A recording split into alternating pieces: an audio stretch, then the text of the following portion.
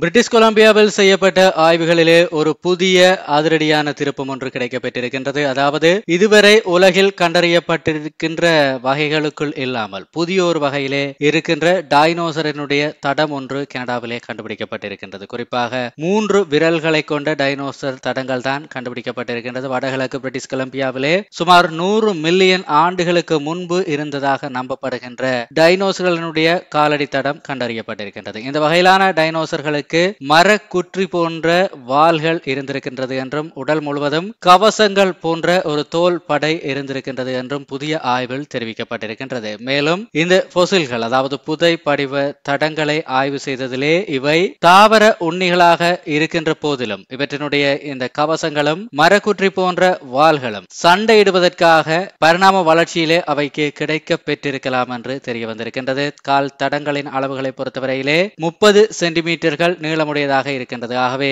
இந்த டைனோசர்கள் குறைந்தது 5 தொடக்கம் 6 மீட்டர் நீளம் இருக்கலாம் என்று சொல்லப்படுகின்றது. குட்டையான கால்கள், அகலமான உடல், எலும்பு தகடுகள், முட்கள், மரக்குற்றி போன்ற வால் அமைப்புகள் என்று சொல்லி இவற்றினுடைய ஒரு பெரும் ஆய்வே தற்போது தொடரப்பட்டுக் கொண்டிருக்கின்றது. இவை கண்டுபிடிக்கப்பட்டிருக்கின்ற டம்ளர் ரிச் கடற்கரை பகுதியானது வெள்ளப்பெருக்கு நிலமாக அந்த காலகட்டத்திலே இருந்தது. அப்போது ராக்கீஸ் மலைத்தொடர்கள் உருவாகி கொண்டிருந்த காலம் என்று சொல்லப்படுகின்றது. இந்த ஆய்வினுடைய முக்கியத்துவத்தை பொறுத்தவரையிலே உலகளவிலே செய்யப்பட்டு கொண்டிருக்கின்ற டைனோசர் தொடர்பிலான ஆய்வுகளிலே ஒரு பெரும் திருப்பத்தையும் திசை மாற்றத்தையும் இந்த கண்டுபிடிப்பு கொண்டு வந்திருக்கின்றது என்று சொல்லப்படுகின்றது. இந்த ஆய்வானது ராயல் பிரிட்டிஷ் கொலம்பியா அருங்காட்சியகத்தினுடைய விக்டோரியா அபர் மற்றும் டம்ளர் ரிச் அருங்காட்சியகத்தின் சார்லஸ் ஹெல்ம் ஆகியோரால் இணைந்து மேற்கொள்ளப்பட்டிருக்கின்றது. 25 ஆண்டுகளுக்கு முன்னர் 2 சிறுவர்கள் இந்த பகுதியிலே ஆன்கைலோசர் வகையிலான டைனோசர்களினுடைய தடங்களை கண்டுபிடித்ததிலிருந்து இப்பகுதி டைனோசர் தொடர்பிலான ஆய்வுகளுக்கு புகழ் பெற்றிருந்தது. இந்த நிலையில் தான் இந்த புதிய கண்டுபிடிப்பு கண்டுபிடிக்கப்பட்டிருக்கின்றது. கனடிய செய்திகளை